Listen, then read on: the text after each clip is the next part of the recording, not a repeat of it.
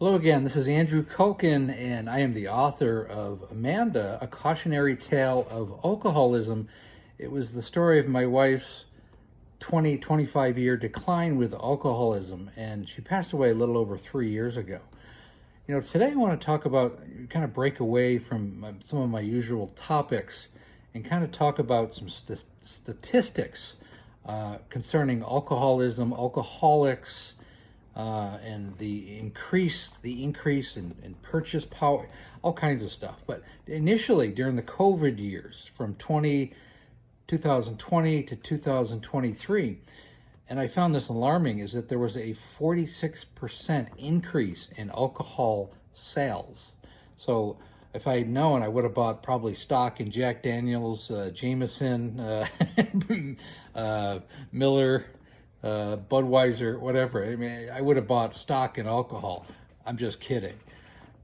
Unfortunately, 46% increase in alcohol also created a 25% increase in alcohol-related deaths. So normally, even prior to COVID, and it's starting to go down a little bit, but annually about 140,000 people die from alcohol abuse, from alcoholism, and just general life circumstances related to alcohol. It's crazy. And just in the United States, 140,000 people. Because of COVID, that increased by 25%, which is somewhere around the 180 to 185,000 people a year die from alcoholism. Now, the other side of that is how many people get behind the wheel of a car. Do you realize that somewhere between 12 and 14,000 people a year die because of alcohol-related deaths?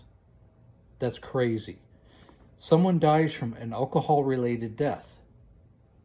You see, 37 people a day die from alcohol-related deaths. That's one person every 39 minutes dies because someone made the decision to drink too much alcohol and get behind the seat of a car. That's crazy. Now, my proposal and some of the things that I'm doing with social media, the podcast, and even television that I'm doing with Amanda, A Cautionary Tale, the book, The Story of My Wife's Life, and the course that I've created that's coming out later this year. Behind all of that is something that I really want to get done here, and it's to get someone who's had 2 or more DUIs. I want to get some kind of designation on their license that says they can't buy alcohol. Because I think if you have had 2 arrests for DUIs and convictions for DUIs, I think you should lose the privilege to buy alcohol for at least 5 years. This can all be worked out, but I live in California, and right now you have to show an ID when you buy alcohol. Usually, if you're under 40, just because they want to make sure you're not 21, you're over 21. So why not have a designation that if you've had 2 DUIs, you can't buy alcohol? I think the alcohol outlets need to have some culpability in who they're selling alcohol to. When my wife was alive, I used to go around to the grocery store where she used to buy it, and there was a CVS she used to buy it, and I used to show the manager her picture and go, please do not sell alcohol to this woman. She's dying from alcoholism, and I need someone to help me. And there's really nothing they could do, unless she was inebriated to the point where she was falling down or making a scene. They had to sell her alcohol. She's an adult, and there's no law saying that you can't sell alcohol to somebody. So it would have been nice if someone had been on my side and been able to help me and my family in this situation. This is one thought. This is one avenue I'd like to get done.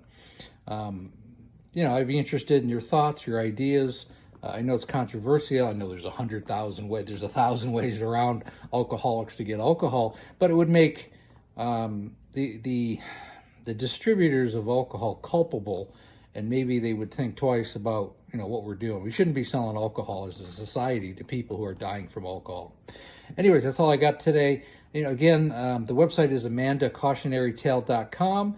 You can join us on our Facebook page, which is Amanda Cautionary Tale. I've added a lot of people in there recently. I'm going over a lot of updates and things that are going on, and it's all happening very quickly in the next few months. Again, thanks for listening, and we'll talk again soon.